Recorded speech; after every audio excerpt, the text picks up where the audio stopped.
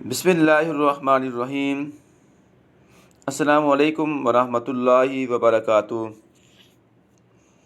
القدر چینل کے ناظرین، میں آپ کی خدمت میں ایک مرتبہ پھر حاضر ہوں۔ سامعین و ناظرین،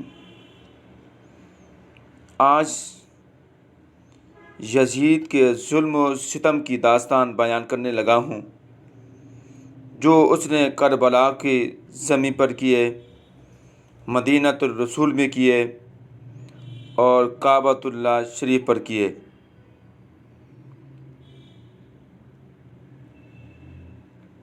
سامعین و ناظرین، یزید کا صرف یہی بدقراری کا مرحلہ نہیں تھا۔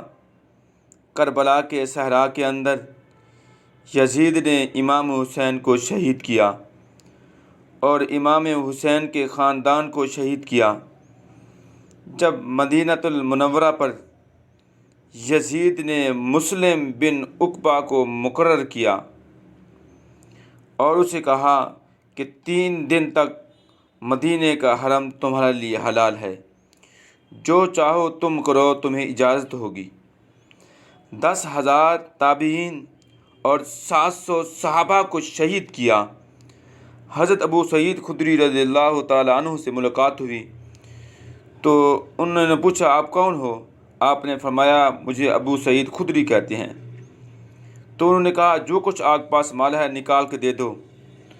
تو ابو سعید خدری نے فرمایا، میں تو فقیر آدمی ہوں، میرے پاس کچھ نہیں ہے۔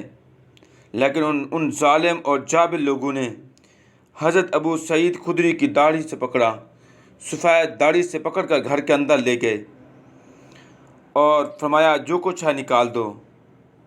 ان بدبختوں نے دیکھا کہ حضرت ابو سعید خدری نے 2 کبوتر پالے ہوئے تھے، وہ اٹھائے وہاں سے چل بسے۔ ظلم کی داستان ابھی ختم نہیں ہوئی۔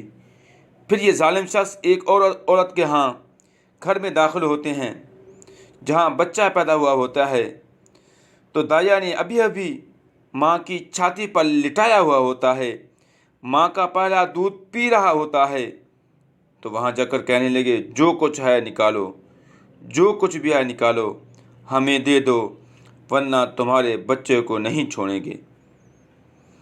ماں بچے سے مخاطب ہو کر کہتی ہے، جو ابھی بھی پیدا ہوا تھا، ماں کا پہلا دودھ پی رہا تھا، بیٹے میرے پاس کچھ ہوتا تو قیمتی سے قیمتی چیز تیرے لیے قربان کر دیتی، لیکن اس وقت میرے پاس کچھ نہیں ہے۔ ایک شخص آگے بڑھا، ٹانگ سے پکڑ کر دیوار پر دے مارا، جس سے دماغ کا بھیجا نکل آیا۔ تو سامعین و ناظرین، آج کے لیے اتنا ہی کافی ہے۔ نیکسٹ ٹائم پھر اور ان کے ظلم و ستم کی داستان سناؤں گا۔ وما علینا الا البلاغ۔